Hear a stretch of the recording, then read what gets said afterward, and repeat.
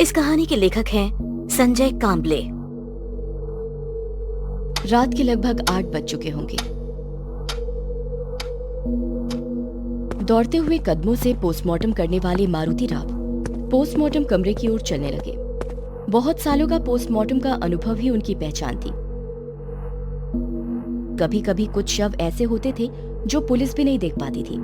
ऐसे शवों का पोस्टमार्टम मारुति राव बिना हिचकिचाहट करते थे। बारिश के पानी से भीग के फूला हुआ शव हो या कई दिनों का सड़ा हुआ शव हो, मारुति राव बिना डरे उन शवों का पोस्टमार्टम करते थे। उनके इस साहस की वजह से उनके सारे सहकर्मचारी उनकी बहुत तारीफ करते थे। इसी खासियत की वजह से अस्पताल के सीनियर डॉक्टर सावंत के साथ उनकी अच्छी दोस्ती थी। चलते चलते मारुति राव के दिमाग में कल रात की सावंत साहब के साथ की हुई बात घूम रही थी।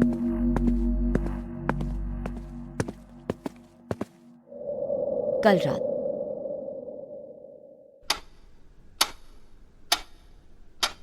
लगभग 11 बजे थे। मारुति राव अपने सोफे पर बैठे हुए थे। अचानक फोन की घंटी बजी।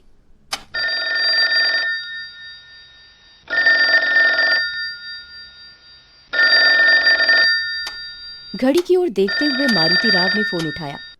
हेलो जी कहिए सावंत साहब। मारुति, एक लड़का है, उसे काम से निकालना है। मेरी उसके साथ कुछ खास बनती नहीं। उसने मेरे साथ कई बार बदतमीजी से बात की है, इसलिए आज तुम्हारे साथ उसकी ड्यूटी लगाई है। साहब नाम क्या है उसका? दीपक नाम है उसका। अब ये दीपक बुझ ही गया समझो साहब। पोस्टमार्टम रूम में काम करना कोई बच्चों का खेल नहीं है। मारुति, एक बात पूछूं? संकोच भरी आवाज में सावंत ने पूछा। सावंत साहब, संकोच किस बात का है? पूछिए जो पूछना है।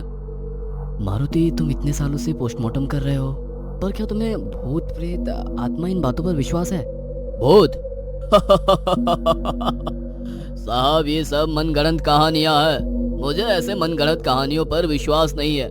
बहुत ही आत्मविश्वास के साथ मारुति राव ने जवाब दिया। और बताइए साहब, आप वापस कब लौट रहे हो? अभी भी मुंबई में ही हूँ, कल तक पहुँचूंगा। मुंबई से करीब 8 घंटों का सफर है। और एक बात मारुति, वो लड़का यानी दीपक की एक खासियत है। खासियत? कौन सी खासियत? अभी थोड़ा व्यस्त हूँ, वैसे भी कल आने वाला हूँ, तो मिल के बात करते हैं। कल की वो बात याद करके मारुति राव मन ही मन मुस्कुरा रहे थे। आज फिर सावंत साहब ने एक जिम्मेदारी मुझे सौंप दी।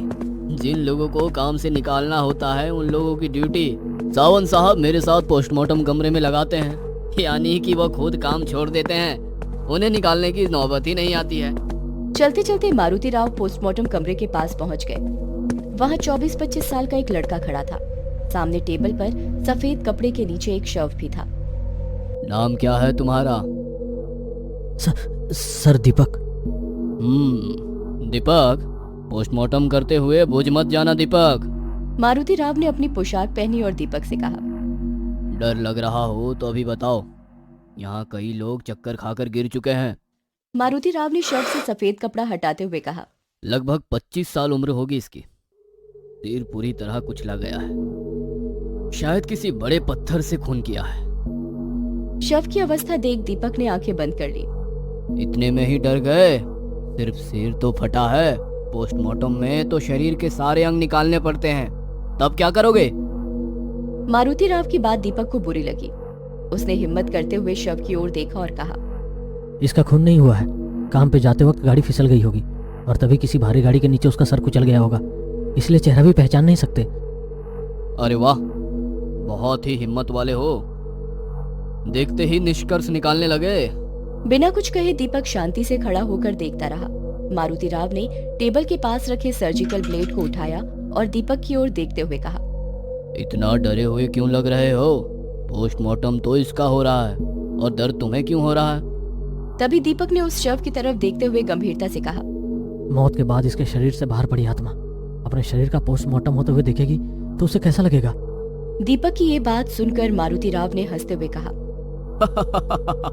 आत्मा, भूत प्रेत आत्मा, ये सब मनगढ़ंत कहानियां हैं। मुझे इन सब बातों पर विश्वास नहीं है। दीपक चुपचाप खड़ा रहा और गंभीरता से बोला। मनगढ़ंत कहानियां? माफ कीजिए सर, पर जब तक हम देखते नहीं हम विश्वास नहीं करते। और हम विश्वास करें या ना करें इन्हें फर्क नहीं पड़ता। दीपक का अस्वस्थ चेहरा देखकर मारुति राव ने आत्मविश्वास से कहा, अपना ये पोस्टमार्टम का काम देखकर खुद भूत प्रेत आत्मा हमसे डरते हैं। हो क्यों डरे भला? उन्हें किस बात का डर? जख्म दर्द तो उन्हें होता ही नहीं है।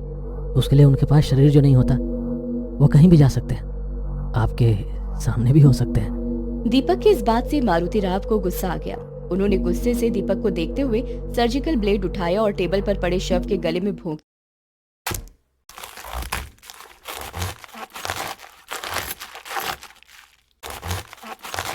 ये सब नजारा देखकर दीपक की आंखें फटी की फटी रह गईं। उसके चेहरे का रंग ही उड़ गया।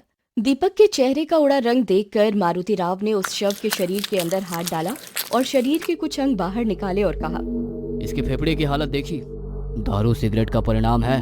अपनी तिरछी नजर से दीपक की जेब से ऊपर निकली सिगरेट के पैकेट को देखते हुए मारुति राव ने कहा, तुम्हारे फेफड़ों का भी यही हाल होगा, लगे हाथ उनकी भी जांच करे क्या? मुस्कुराते हुए उन्होंने कहा, पर दीपक बिना कुछ कहे चुपचाप खड़ा रहा। मारुति राव ने थोड़ा थोड़ा करते हुए पूरा शरीर चीर दिया। आवश्यक अंगों के सैंपल ले लिए। एक हथौड़े से उन्होंने खोपड़ी को अलग किया जैसे कि कोई ढक्कन खोला हो। दीपक भावना शून्य चेहरे से उस शव की ओर देखता रहा। उसके चेहरे को देखते हुए मारुति राव मन में कहने लगे, लड़का बहुत निडर है। चीर फाड़ किए हुए शव को वापस सिल दिया और कहा, दूसरी शव का पोस्टमार्टम भी मैं ही करूंगा, आज तुम बस देखने का काम करो। पोस्टमार्टम किए हुए शव को ढक दिया। वहीं उनकी नजर बाजू में सफेद कपड़े से ढके हुए दूसरे शव पर पड़ी। थोड़ी देर पहले ही वो शव वहां रखा था। शव के बाजू में पैड पर शव का नाम लिखा था। नाम पढ़कर मारुति राव की आंखें फटी की फटी रह गईं और दीपक की ओर डर भरी आंखों से देखने लगे। दीपक निडर जैसा खड़ा था। क्या सचमुच दीपक निडर था या वो निडर होने का नाटक कर रहा था? मारुति राव कुछ समझ नहीं पा रहे थे। मारुति राव ने टेबल पर रखे पैड को उठाया और उस पर लिखी जानकारी पढ़ ली और शव पर रखे सफेद कपड़े को हटाया और उनके हाथ से पैड फिसल कर नीचे गिर गया। इतनी देर आत्मविश्वास दिखाने वाले मारुति राव के चेहरे का रंग उड़ गया था। वो झट से टेबल से दूर हो गए। उनके चेहरे पर अजीब सा डर था। दीपक उनकी ये हालत देखते हुए उनके पास गया और कहा, डर गए? मारुति राव को खुद की आंखों पर विश्वास नहीं हो रहा था। डर से भरी हुई उनकी आंखें उस शव को देख रही थी। दीपक ने शांति से उनके कंधे पर हाथ रखा और कहा, भूत प्रेत आत्मा, इन सब की एक अलग दुनिया होती है, पर आप जैसे कुछ लोग इस अदृश्य शक्ति को नकारते हैं। आपके नकारने से उनका अस्तित्व और ये सत्य नहीं बदलता। मारुति राव एकदम चुपचाप एक मानसिक सदमे में थे। कहीं ये सपना तो नहीं? नहीं, ये तो सच है। उनकी आंखें फटी की फटी थीं, जैसे उन्हें सांप सूंघ गया हो। अभी अभी पोस्टमार्टम किए हुए शव को वो पीछे मुड़कर देखने लगे। सब कुछ मारुति राव की कल्पना शक्ति के परे था। मारुति राव की ये हालत देखकर दीपक के चेहरे पर एक अजीब सी मुस्कान आ गई। उनके रंग उड़े हुए चेहरे को देखते हुए दीपक ने कहा, आपका चेहरा बता रहा है, ऐसा दृश्य आपने अपनी जिंदगी में पहली बार देखा है। तभी दरवाजा खोलते हुए सीनियर डॉक्टर सावंत और उनके सहकारी शिंदे अंदर आ गए और टेबल पर रखे शव को देखते हुए कहा, ये अचानक कैसे हुआ? रात को नींद में दिल का दौरा पड़ा, रात को जो सोए तो उठे ही नहीं। ऐसे अचानक मौत हुए इंसान की आत्मा ये बात स्वीकारती नहीं है कि शरीर अब खत्म हो गया है। वो आत्मा हर रोज की तरह सारे काम करती है। दीपक की इस बात ने दोनों का ध्यान खींच लिया। अरे हाँ शिंदे, ये दीपक है। इसने आज से ही ड्यूटी ज्वाइन की है। और हाँ, इसकी एक खासियत भी है, ये प्रेत आत्माओं के साथ बातें कर सकता है। तभी शिंदे ने हंसते हुए कहा, यानी अपने मारुति की आत्मा उसके शव के साथ काम करने आई होगी। इस लड़के को ही पूछ लो। वैसे तो मेरा भूत प्रेत आत्मा इन सब मनगढ़ंत कहानियों पर विश्वास नहीं। टेबल पर रखे दोनों शव का पोस्टमार्टम कर दो शिंदे। तभी दीपक ने टेबल पर रखे मारुति राव के शव का चेहरा ढक दिया और सावंत साहब के पीछे आधी खुली खिड़की की ओर देखते हुए कहा, मारुति राव भी इन मनगढ़ंत कहानियों पर कहाँ विश्वास करते थे। दीपक की ये बात सुनकर सावंत साहब सुन्न हो गए। उन्होंने उसी खुली खिड़की की ओर देखा जहां दीपक देख रहा था। तभी एक ठंडी हवा का झोंका खिड़की से अंदर आया।